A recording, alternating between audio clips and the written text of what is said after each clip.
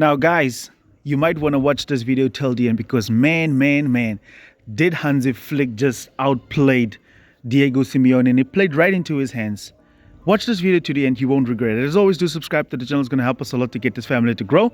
I just want to apologize for any noises of cars, dogs and birds you might hear in this video. Let's start. As we know Diego Simeone by now, his Atletico defended in a very narrow 4-4-2 situation where they would literally sit back because I think it was from this tiring game they had against Real Madrid.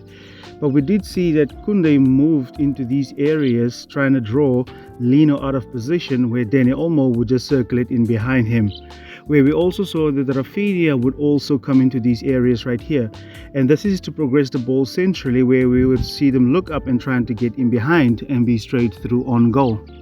Over here we see that Jules is drawing Samuel Lino out of position where you would also see Dani Olmo just lurking in behind.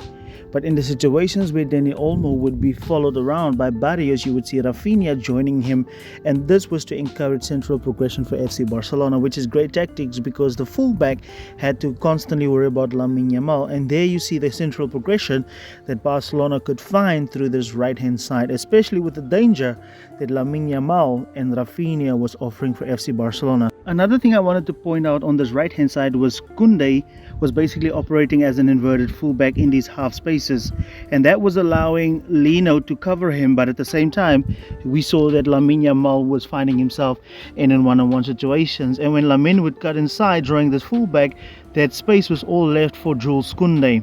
And later on in the half you saw that Rafinha was even joining, playing as basically as a right winger with Kounde and Lamine inverted, and we even see Rafinha dropping deeper here to play on this area.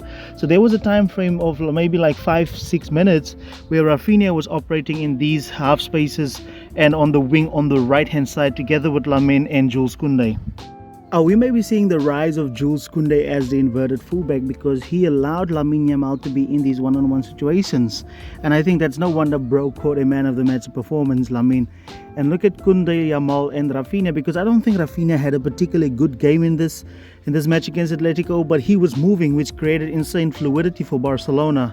And you see he went very deep to try and find these long passes from the right hand side, and he could find Pedri and the likes of Olmo as well. So I'm really excited to see Jules Kounde, the inverted fullback. The left side of Barcelona operated slightly a little bit different, which we saw that Pedri was taking mainly control of on this side along with Rafinha.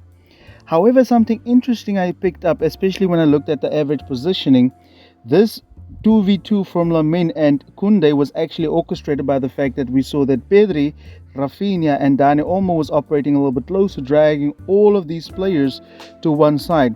And this gap had to be filled by Samuel Lino, in which in turn Kounde would actually try to draw him away from the thing. So then you had this 2v2 situation going on. So it's great tactics, it's great from Hansi Flick. But like I said, these three in this half space was actually orchestrating that space for Lamine Yamal and Jules Kounde. With the average positioning, we can see that Olmo, Rafinha and Pedri were all there on that side, ultimately isolating Lamine Yamal and Jules Kounde. And this is a great tactic. Here we see that these guys are operating in the half space and they're actually keeping four defenders close in the far side where Pedri is also operating on that side. Now, if this ball would actually go over to Lamine Yamal, then these three runners can go on the far side on that post, which is a genius. Not only do you isolate Lamine, but also have runners going into the box as well.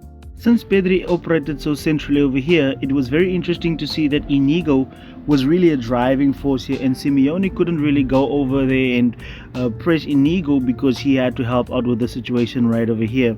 But he did some serious damage as well because Rafinha often came towards him, and then you saw Llorente was drawn into those positions where Robert Lewandowski, the chance where he hit the crossbar was really effective for Barcelona. And you're going to see in the second half this tactic right here was going to do a lot for Barcelona as well.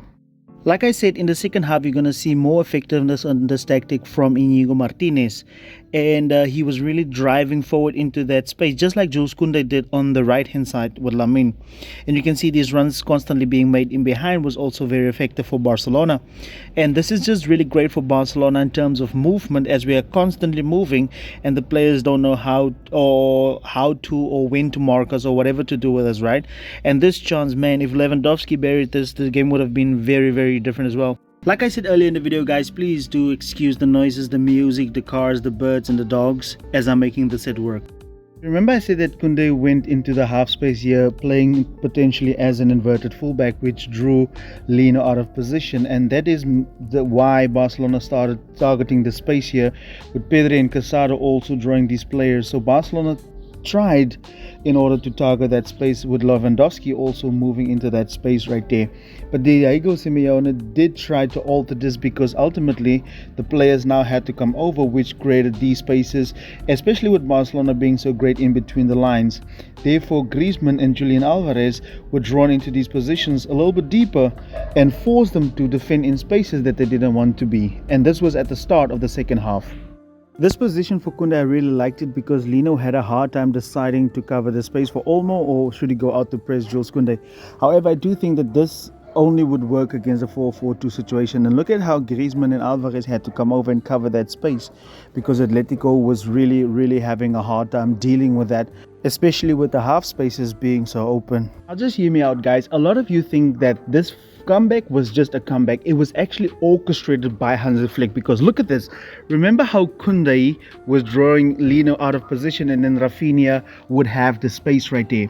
You know what Diego Simeone did? He had Sorloth coming in, which allowed Griezmann to basically just operate and defend in that region right there. The problem was that Pedri and everybody that's now operating with the ball in these areas right here had now space to operate, right?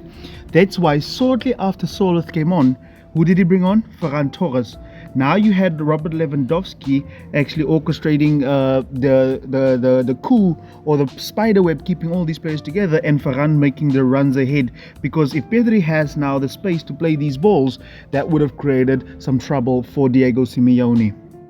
I genuinely believe that Griezmann had to come back, because Diego Simeone thought that Sorloth could hold up the play man alone, and he was right, because they eventually scored another goal. But the problem was, look at how Kounde was now open. Nobody pressed him. He was literally ready to receive the ball and play the ball. And I think Flick started realizing, how can Diego Simeone have somebody like Pedri not being pressed? That's why Ferran came on, because of that runs that he was making. And you're going to see in a second now, a lot actually came from this tactic right here. Now we could easily start here with Inigo, because I know he had a burst through here, but look, nobody's closing him down, and this player is obviously too late towards him, and he could deliver that ball, and Lewandowski scores, right? We can all take a look at Rafinha, but I'm actually looking at Lewandowski. Look at the work that this man is putting in right over here.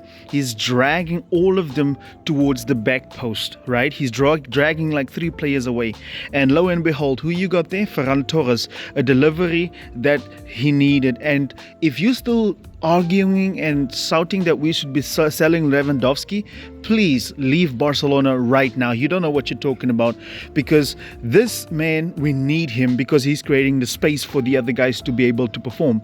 So guys, this was really on Flick. Flick actually orchestrated this comeback for FC Barcelona. There's no doubt about it, because in the half spaces Barcelona wasn't pressed, and he brought on Ferran Torres. He had Pedri, and Rafinha also dropped to those spaces. As always, do subscribe to the channel. I will see you guys in the next video.